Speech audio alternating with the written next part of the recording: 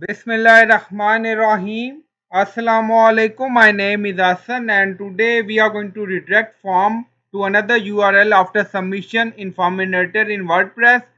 Before starting work, it's my request, please subscribe my channel. Thank you. Now back to our work.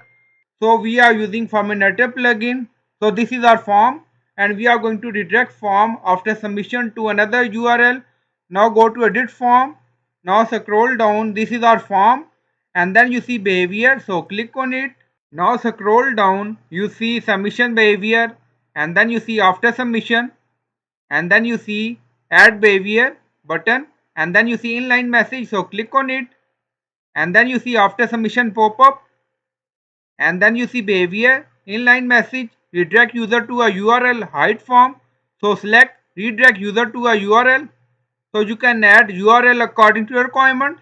Now go to shop page, copy URL, now back to form and then add URL and then you see redirect option, redirect on the same tab, redirect on new tab and show thank you message on form page or redirect on new tab.